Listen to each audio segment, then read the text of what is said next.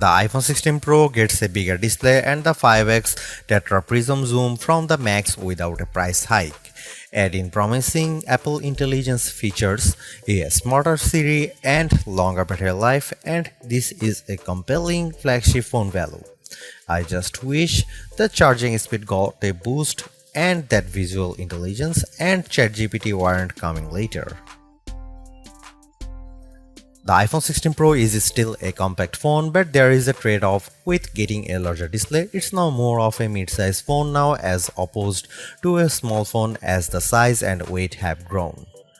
This handset measures 5.89 by 2.81 by 0.32 inches and weighs 7.03 ounces compared to 5.77 by 2.78 by 0.32 inches and 6.6 ounces for the iPhone 15 Pro. So the new iPhone is taller and wider and just as thin, but there's some more heft to it.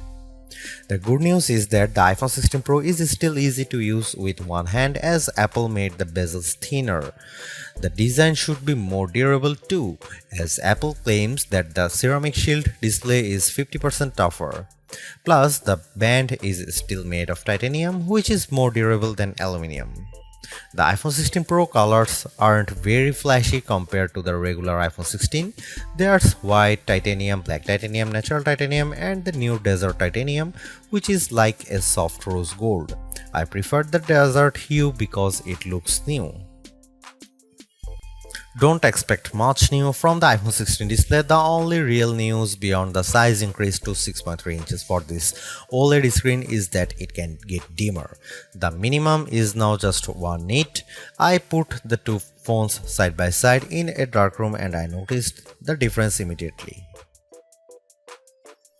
What's the benefit? You can use your phone in bed without disturbing your partner, and if you are using standby mode, the iPhone 16 Pro won't be as bright when you are using it overnight as an alarm clock.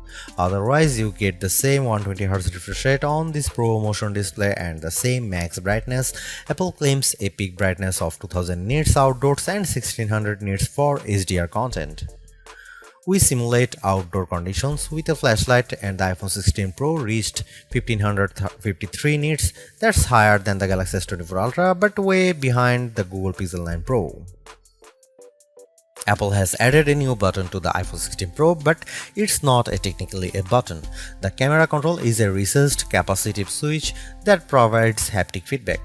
Press once to launch right into the camera and press again to snap a photo. It's simple and works well in landscape and portrait mode. I found it easy to launch straight into the camera and I like that you can press and hold the camera control to record a video. Though, if you take your finger off the button, the video stops. I wish you could customize that. The camera control has a lot of tricks, including the ability to zoom in and out by sliding your finger left and right on the button, and a soft double press launches a mini menu. You can scroll through to tweak things like exposure, depth, and choose photographic styles. There's a learning curve to camera control, but I'm glad that it's an option. Plus, this frees up the action button on the left side of the iPhone 16 Pro for programming other shortcuts. The iPhone 16 Pro has a few key upgrades that I appreciated during my testing. There's a sharper 48MP ultra-wide camera, a faster 48MP main fusion camera with zero shutter lag, and the 5x tetra prism zoom borrowed from the Pro Max series. In addition, photographic styles are integrated directly into the Camera and Photos app, so you can change skin undertones and the mood effect of your photo on the fly. Plus, you can tweak it after the fact. To test the iPhone 16 Pro's faster performance, I had my son take a photo of me shooting a jump shot side by side with the iPhone 15 Pro, and the result is brighter and more detailed image. How does the iPhone 16 Pro compare to the best camera phones? I shot a number of pictures using the iPhone 16 Pro alongside the Samsung Galaxy S24 Ultra and the Google Pixel 9 Pro XL to find out. I put the ultra-wide camera to the test on the iPhone 16 Pro with this shot of a beach and Apple comes out on top. The colors are more natural through the iPhone versus the Galaxy S24 Ultra, and Samsung's peak looks distorted on the right side by the flowers. Here are some camera samples of iPhone 16 Pro.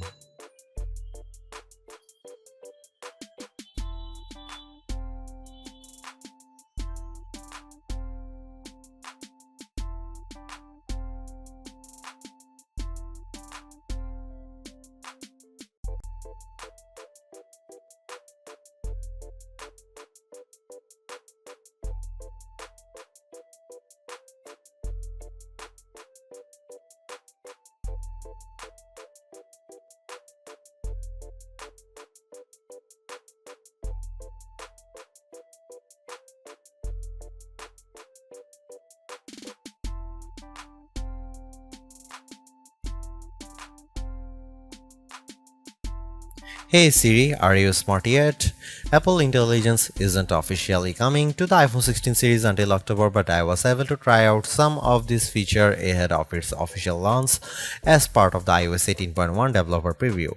Writing tools can be fairly helpful. I used it to summarize a long note in the Apple Notes app and it came up with a useful summary. I also had fun with writing tools trying to rewrite an email I purposely wrote in a rude tone, choosing the professional option, and the result was indeed closer to what I would usually send. I also used Apple Intelligence to look up how to do various things on the iPhone and get back step-by-step instruction for how to screen record on your iPhone, so you'll definitely spend less time looking up how to at online. On the Photos front, my favorite Apple Intelligence feature is Memory Movie. You can give the Photos app a prompt like a beach memories through the years with an upbeat soundtrack, and you will see the AI go to work sifting through all your photos and videos, and the end result was pretty satisfying, fittingly ending with a sunset peak. While it's overdue, I appreciate that the iPhone 16 Pro has a clean up button, which is basically Google's magic eraser on iOS. Apple's version of this feature is smart enough to identify objects or subjects you might want to remove, and it works quickly. But the feature struggled in some cases to completely erase what I didn't want in the frame. Siri is definitely the biggest upgrade with Apple Intelligence. It's a lot more conversational and forgiving of mistakes as we speak. For example, I was able to correct a timer from 10 minutes to 5 minutes on the fly and Siri got it right. The new Siri in Apple Intelligence is also better with follow-up questions. For example, I could ask about the weather today and then say, how about the rest of the week? And I got an extended forecast. Siri was also smart enough to answer who do the Yankees play next and what are the odds in succession, though it couldn't tell me who the starting pitcher was. I got several links instead. Another plus is that you can talk to Siri just by typing. You tap the bottom of the iPhone 16 Pro to enter your query, which comes in handy when you can't talk. Siri is definitely getting better, but it doesn't have that wow factor that you will experience with Gemini Live Voice or GPT-40 Voice, where it feels like you are having a real conversation with a chatbot. Overall, the iPhone 16 Pro is arguably the best flagship phone under $1,000. You get the same excellent cameras as the iPhone 16 Pro Max for $200 less, and I think the screen is big enough at 6.3 inches while being easy to use with one hand. I also like the improved battery life, handy camera control, and compelling audio mix feature for videos. The Apple Intelligence capabilities such as writing tools, the new Siri, and cleanup show promise, but some of the more exciting features like ChatGPT integration, image background, and the Google Lens like visual intelligence are coming later.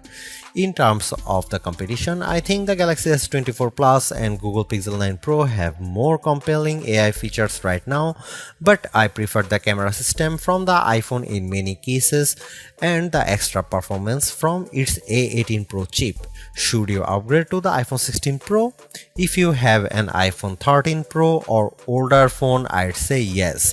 And if you have an iPhone 14 Pro, I'd say wait to see how well Apple Intelligence works once it fully rolls out before you buy.